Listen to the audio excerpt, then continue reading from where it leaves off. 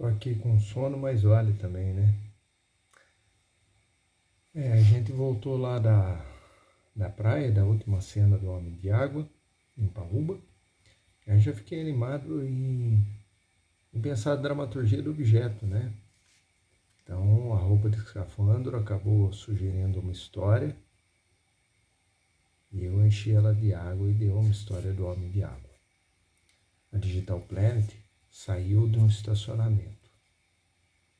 Uma ideia de sair sem pagar do estacionamento e ser amaldiçoado. Estacionamento maldito. Então, dramaturgia do objeto seria um Street View, né? O Google Earth, funcionário, foi numa cidadezinha. Aí a outra ideia, qual que era a outra ideia? Esqueci. Escafandro, o estacionamento, a história do Asas. Então eu imagino que a história de toda a humanidade com asas, mas é proibido voar. É uma história de investigação de serial killer, então o assassino, ele voa. É proibido, é criatividade, essas coisas. Sempre tem um objeto no lado simbólico. Aí eu fiquei pensando, qual que é o objeto, esse lado simbólico. Aí eu lembrei que caiu o muro do quintal aqui de casa, né, faz divisa com o vizinho, e até agora está nessa novela de... Aí eu comecei a escrever uma história, imaginei a unificação dos quintais. Então aqui mais ou menos eu fiz uns desenhos. Vamos ver, ó. A casa aqui e o muro quintal aqui. Eu imaginei várias casas e quebrar os muros todos e criar uma passarela para passar por trás. Aí é importante dizer que, acho que anteontem, eu falando com meu amigo de infância, o Alex Conte, pela webcam, a gente conversa bastante, e ele me ajudou muito a nascer a história, né? Porque eu tinha a ideia, daí nós voltamos a gravar o Homem de Água lá, fomos gravar e eu parei. Essa ideia esse desejo de você quebrar os muros dos quintais e depois você ir no quintal do vizinho, no outro, criar essa autorização, sabe? Então a dramaturgia do objeto tem um pouco assim, o objeto propulsiona histórias e o objeto tem uma coisa de fetiche, de surrealismo, de, como é que eu vou dizer? De, que nem no estacionamento, eu saí sem pagar, porque não tinha ninguém cobrando, e de repente eu parei o carro lá e eu zombei da placa, que era de papelão, achei que aquilo era uma brincadeira, aquilo não é real. Aí, não é gostoso sair sem pagar? Já pensou? Né? Fazer uma aventura, mas a gente sabe que é errado. Ah, mas não tinha ninguém para cobrar. Então, mesma coisa, quebrou os muros dos quintais, mas eu não posso entrar só porque não tem muro, ficar entrando no quintal dos outros, nos fundos da casa, pessoa, entendeu? Sem autorização. Não pode. Então, ao mesmo tempo, aí eu coloquei aqui, né? Ele sai, meu protagonista, ele surge aqui, como eu comentei com o Alex, né? Ele deu umas ideias muito boas de uma necessidade da barragem, está prestes a estourar de água, então a quebra dos muros é uma proposta de fuga, né? Isso foi muito inteligente e eu aproveitei essa ideia maravilhosa do meu amigo para escrever a história, né? E quero depois mostrar para ele também essa cena que eu estou escrevendo. Agora é um momento mais meu de escrever, achar o protagonista, né? Então eu pensei, surge a história aqui, aí o personagem se muda para uma outra casa que tem outro vizinho, né? Então é uma história de vizinhos. Eu vou tentar ler aqui para registro. Quer ver? Tá aqui, não tá mais no Celtics nem no Final Draft. Tá vendo? Ó? Escrevi no Word ali, mas está em formatação de roteiro. E depois eu copio e colo, né? O Talamonte vai baixar para mim o Final Draft. Eu escrevia no Celtics.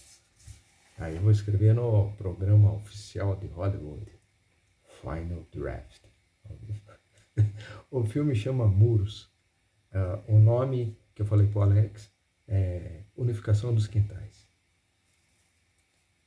Aí eu pensei, eu tenho que começar no meu estilo de escrita, do cena a cena, instante a instante. Então imaginei, eu tenho que apresentar o meu protagonista, e eu imaginei ele volta, a história do filho pródigo. Ele volta para casa dos pais porque ele fracassou na outra cidade, ele fracassou no casamento. Então é interessante que eu estou começando a criar, primeiro, uma família cheia de muros, né? De não me rele, não me toque. E daí depois criar uma encrenca com o vizinho, até chegar a hora que ele sai da casa, vai morar numa outra casa e arruma encrenca com a vizinha. Vai ser um par amoroso no final. Então eu imagino que a história seja assim. Até a iminência de risco de estourar a barragem e o prefeito subsidiar, pagando, quebrar os muros. E depois as pessoas que não confiam no vizinho passem a confiar, até o ponto de ser proposto um passeio pelo experimentando como seria a fuga, caso a água invadisse, como seria essas coisas de escoar as pessoas, caso não tenha uma saída, tem que sair pelos fundos e, né? Então fica assim, você abandona a sua casa, você prefere fugir da cidade, largar a sua casa para trás, tudo, ou você quer quebrar os muros e esperar a tentativa de consertar a barragem sem ela estourar. Então você vai fugir, não vai?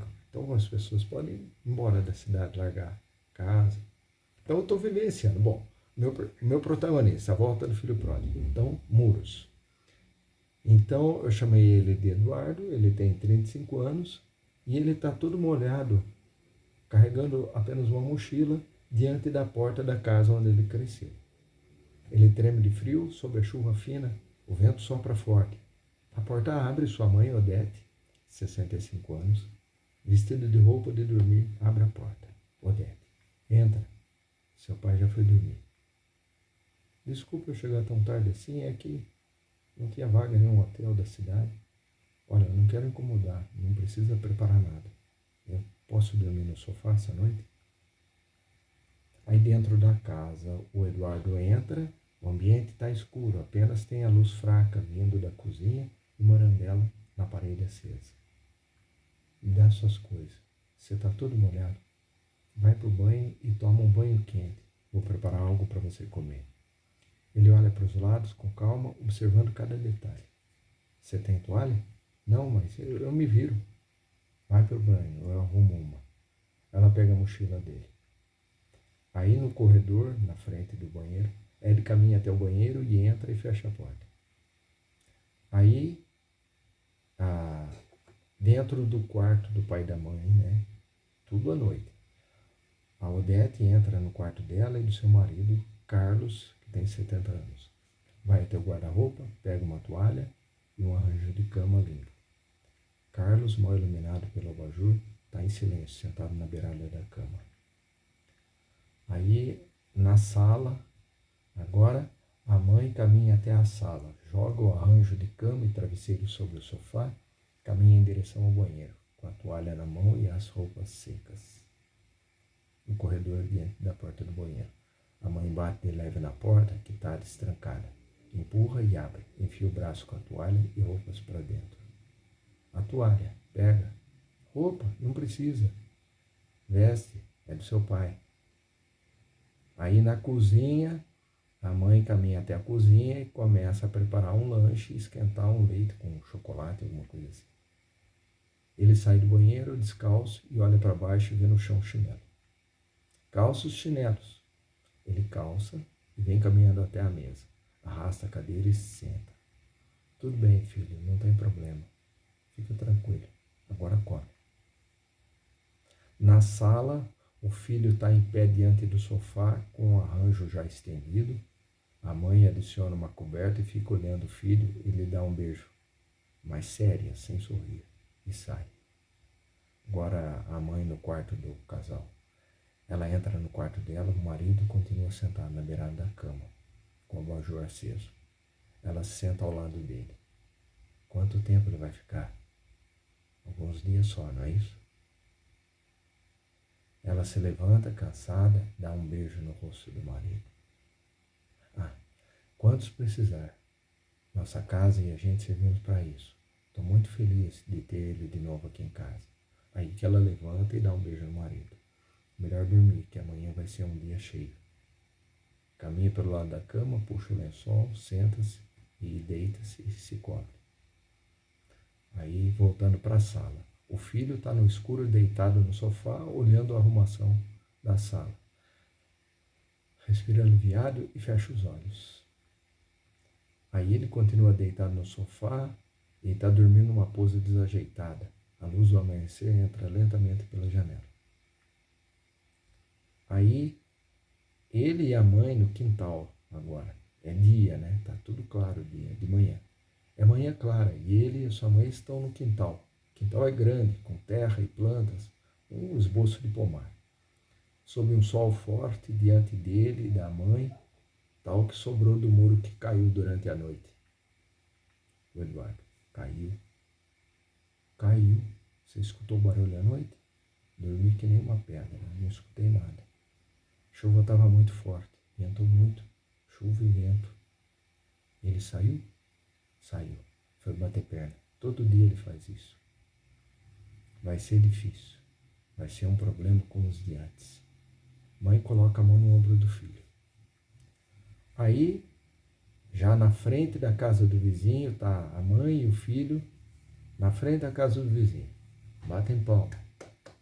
O vizinho atende. Oi, eu estou aqui na casa da minha mãe, caiu o muro. Não sei se vocês já viram. O vizinho chama Lau, por exemplo. Lau. Muro? Que muro? Do quintal. Não vi? Vou lá ver então. Isso a gente vai por aqui e se encontra lá.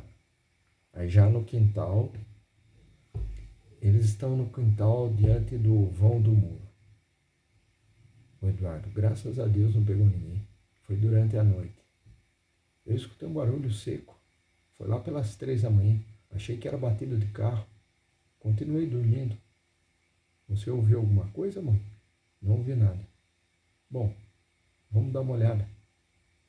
Ed caminha até o canto do muro no ponto que ele se junta na casa.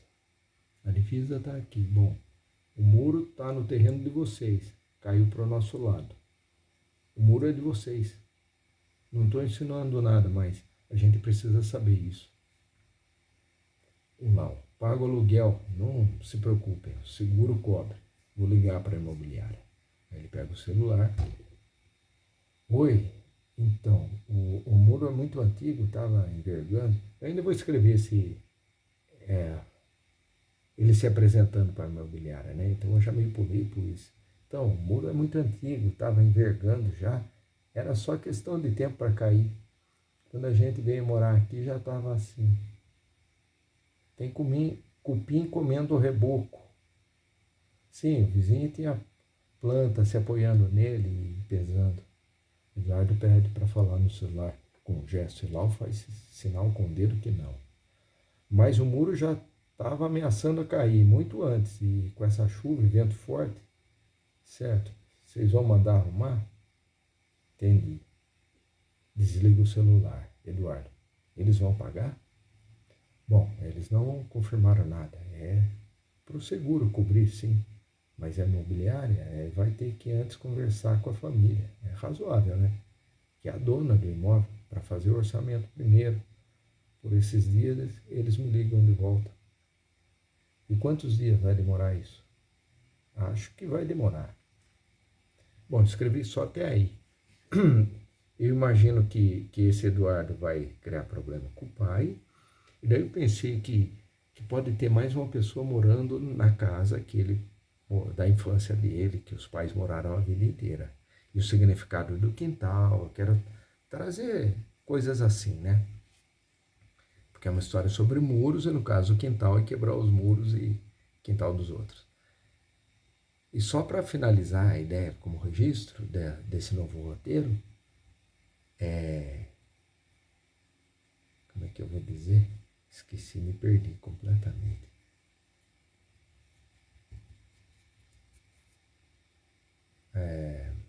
Ah, isso. Eu imaginei que tivesse alguém mais morando na casa. Eu pensei, será que é um irmão? Será que é alguém que tem um autismo? Será que é alguém que precisa de cuidados especiais? Alguém velho? Aí eu pensei que o quarto que era dele antes tá meio que alugado, assim, mas alugado é mentira, não tá alugado nada. Mas tem alguém dormindo no quarto dele. Então ele vai descobrir. E quem é? Ele é um cara separado que tinha largado uma namorada que a família gostava. E ele foi embora, ele casou e teve filho e não veio trazer o neto para a mãe conhecer. Por isso que a mãe está emburrada com ele, está brava, o pai.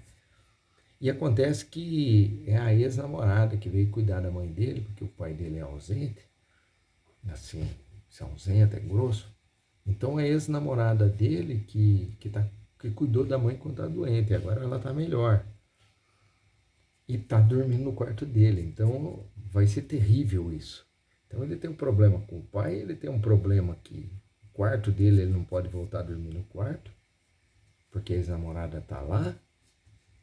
Então tá muito ruim. Aí eu imagino que o próprio vizinho, esse cara aí, tinha vontade de separar da mulher, mas não tem coragem. E arruma para ele se mudar da casa. Ele não tem grana, ele veio quebrado, né? Eu ainda não sei muito bem como colocar isso. Para ele ir para um outro lado da cidade, por isso que eu pus assim, a história começa, por exemplo, aqui, aí ele vai para o outro lado, morar numa outra casa que tem um outro vizinho. Então, o muro dele caiu e essa pendência de quem vai arrumar o muro, ele limpa os tijolos lá, vamos dizer isso, né?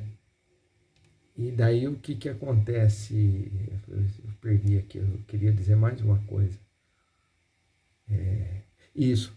Aí o vizinho fala para ele, falou, tem um serviço tipo de caseiro de uma casa, você não precisa pagar nada. Você dorme lá, não paga nada e você ainda recebe. Aí ele topa, ele vai lá, e o lado é uma casa rica, né? E daí que vai começar. Aí eu penso em fazer esse protagonista bem mentiroso. Eu quero pôr defeitos nele. Ele é avarento, ele junta dinheiro. Na verdade, está quebrado, mas aí que eu quero dizer que mais para frente ele tem dinheiro. Eu não sei, eu quero trabalhar isso. Primeiro, ele é mentiroso. Ele tem que ser mentiroso. Só que lá para frente, por que eu vou usar um mentiroso? Porque imagine assim, eu quero pôr essa tese. O ideal seria a tese entrar agora no começo. Achar uma pessoa que ela é educada. Então ela tem imagem muito boa. Talvez o pai tenha imagem boa na sociedade, mas não só o pai. Essa tese de um mentiroso vale muito mais um mentiroso, nesse caso, do que uma pessoa que parece ser boa, mas não é. Ela é só educada. Na verdade, ela é má. E esse mentiroso a gente vai descobrir que lá para frente ele é uma pessoa boa. E por quê? Porque ele vai mentir para assumir a culpa para inocentar outra pessoa. Entende? Quer dizer, não que ele vá mudar e consertar uma falha de caráter e ser mentiroso. É que, na verdade, eu quero entender essas mentiras dele, essas coisas todas, e ele sendo bom, mentiroso bom. E nós vamos ver que ele é bom no momento certo. E a pessoa que é educada, que parece boa, a gente vai ver que a pessoa é má. Aquilo é só um protocolo de educação. Então tem uma tese que eu quero trabalhar. Vai ser difícil trabalhar isso aí. E a outra é que quando cair os muros, ou o prefeito, mostrar a família do prefeito, mostrar lá, quando caiu, começar a derrubar os muros, as pessoas vão desconfiar do vizinho, né? Então vou mostrar o rico com o pobre. O rico tem uma piscina lá. Aí o que acontece? Quebrou os muros, o vizinho põe lá tipo um vigia, para não deixar ninguém lá. Sabe, por uma questão de protocolo, cada um tem um motivo para quebrar o muro ou não quebrar e acaba aceitando quebrar. Então tem que desenvolver essas coisas. Então o rico talvez tenha o rabo preso com alguém lá e ele acaba quebrando o muro, mas ele não tem a segurança. E acontece que o filho dele está nadando na piscina, filho pequenininho, e o vizinho pula na água e salva o menino. E daí o rico agradece, né? E convida que o vizinho e os filhos dele poder nadar na piscina também, sabe? E assim vai. Então vai quebrando os muros. Uma história sobre muros, né? E daí até um momento que tenha um guru também, começa a falar, mostrar outras cidades começam a imitar, de quebrar os muros, vira uma tendência. Um guru assim aparecer e quebrar os muros, essa coisa, né? Ao invés de você largar a sua casa, você quebra os seus muros, cria confiança com o vizinho. E daí tem um momento onde eles surgiram assim, no dia estratégico, está autorizado você passar pelo quintal do vizinho e fazer o teste da fuga e testar outros pontos e passear, né? É como se fosse uma ronda, uma coisa assim, à noite com lanterna, de dia. E daí fica essa aventura, né? As pessoas conhecendo novos caminhos, as pessoas começam a ficar felizes, mais unidos, sabe? O líder de bairro, né? Atividades, essa cidade começa a virar uma cidade exemplar, assim, criminalidade cai e tudo. No final da história, só para concluir, que está ficando bem longo, não sei. Nossa, 21 minutos, será? No final, o que acontece? Eles conseguem resolver o problema da barragem lá, a água desce lá, eles conseguem criar um outro caminho, e daí o pessoal volta a construir o muro. A prefeitura dá o dinheiro para construir e ajuda o pessoal a construir os muros. Aí, esse protagonista que mora do lado da moça lá que tem o problema dela, toda a cidade quebra os muros, só eles que não quebram. Aí no final eles estão se entendendo. Não sei como fazer isso ainda, de criar a história. Eles meio que se entendem.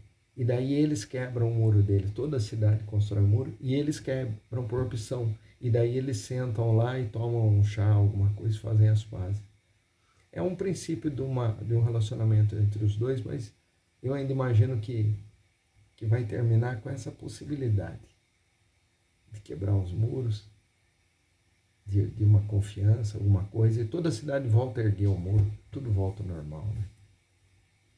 Não sei, comecei a escrever, né? Aí eu quero mostrar para o Alex, para ele me sugerir mais ideias, né? Porque ele que me deu essa alavancada, né?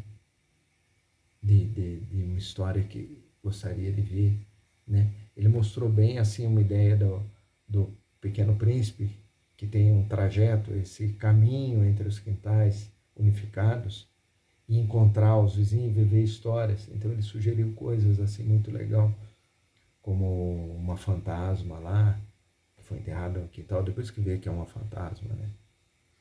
E que eu acho muito legal, porque um quintal mal assombrado, né?